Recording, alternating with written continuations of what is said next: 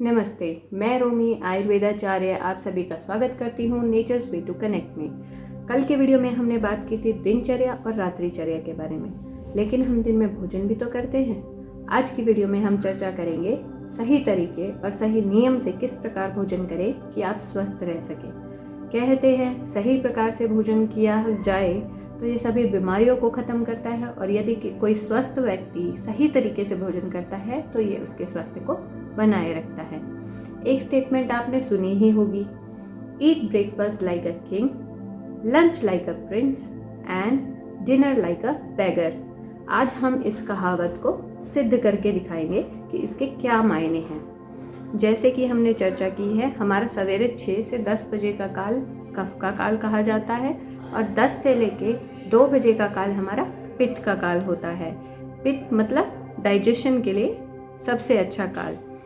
तो हमें ब्रेकफास्ट 9 से 10 के बीच कर लेना चाहिए। यदि 9 से पहले ही आप कर लें या 9 बजे तक कर लें तो वो सर्वोत्तम रहता है। इस समय में आप जो भी भोजन करेंगे वो बहुत ही अच्छे से डाइजेस्ट हो जाएगा, क्योंकि जिस प्रकार सूर्य का ताप बढ़ता है उसी प्रकार अग्नि बढ़ती है। तो इस समय में हमारा पित्त और हमारी अग्नि बढ़ती जाएंगी और वो खाने को डाइजेस्ट कर देंगी।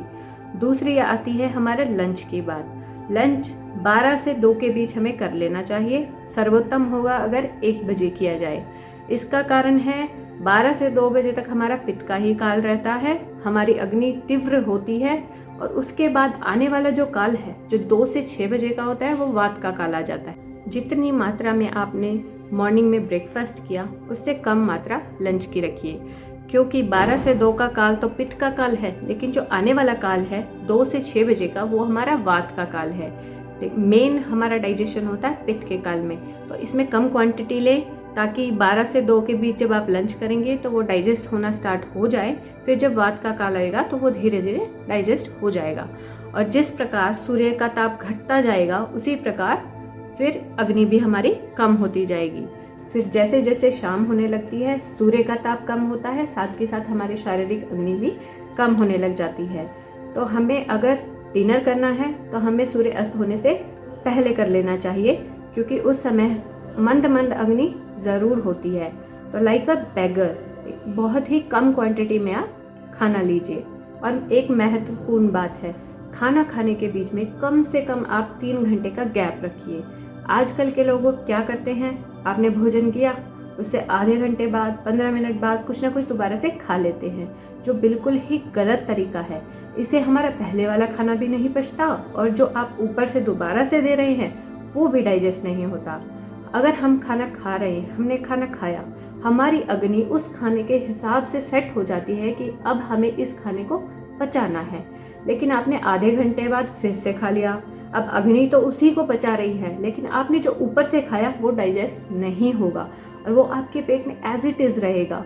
यदि बार बार यही क्रिया होगी तो वो एक आम का रूप ले लेगा। आम यानी जो अनपचा और खाना जो हमारे पेट में रखा रहता है और वो सड़ जाता है, वो आगे जाके व्याधियाँ यानी डिजीजेस उत्पन्न करता है, और वह हमारी जठराग्नि को भी मंद करता है और बहुत सारे डिजीजेस उत्पन्न करता है। कुछ लोगों की जठराग्नि पहले से ही मंद होती है, तो उन्हें हल्का खाना, सुपाच्य खाना खाना चाहिए। हमारे शास्त्रों में आमाशय के 3 भाग किए गए हैं। आमाशय यानी स्टमक। पहला जो सॉलिड पदार्थों के लिए होता है, दूसरा हमारा लिक्विड के लिए, और तीसरा भाग हम छोड़ देते हैं हमारे वात पित्त कफ के लिए, मतलब उनके एक्शन के लिए। तो उसी प्रकार से हमें अपना भोजन भी लेना चाहिए। अगर आपको पानी पीने की इच्छा होती है तो एक नियम है, पानी पिए खाने से या तो 1 घंटे पहले या 1 घंटे बाद, क्योंकि आप खाना खाने से जस्ट पहले अगर आप पानी पिएंगे तो जो हमारी अग्नि प्रदीप्त हुई है, हमें भूख लगी है, वो बुझ जाएगी और उससे हमारा प्रॉपर डाइजेशन नहीं हो पाएगा। यदि आप खाने के बाद पानी लेते हैं तो वह भी हमारी जठराग्नि को बुझा देता है और डाइजेशन अच्छे से नहीं हो पाता।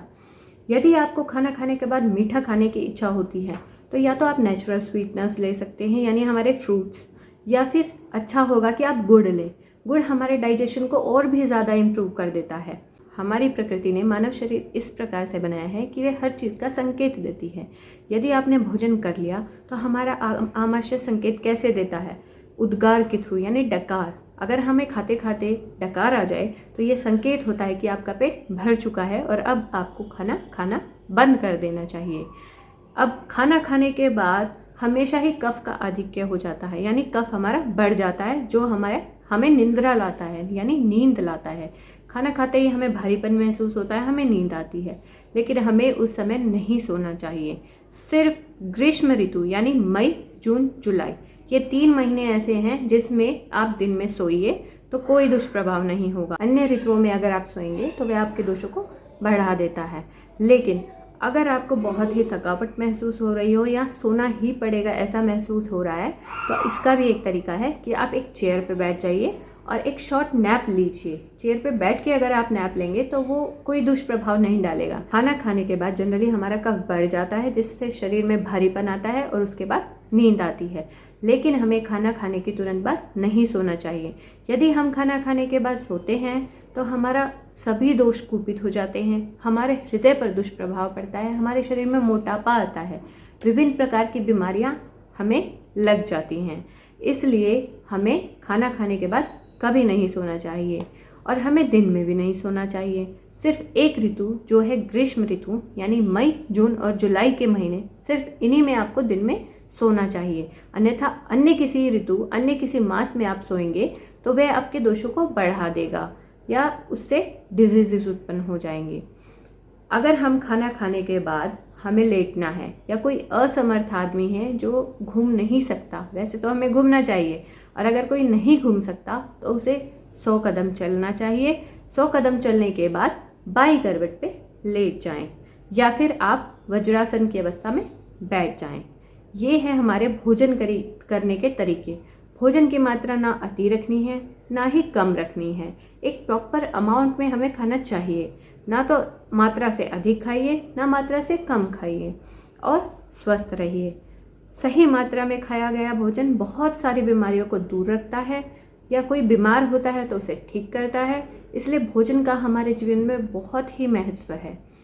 तो ध्यान रखिए, स्वस्थ रहिए। धन्यवाद।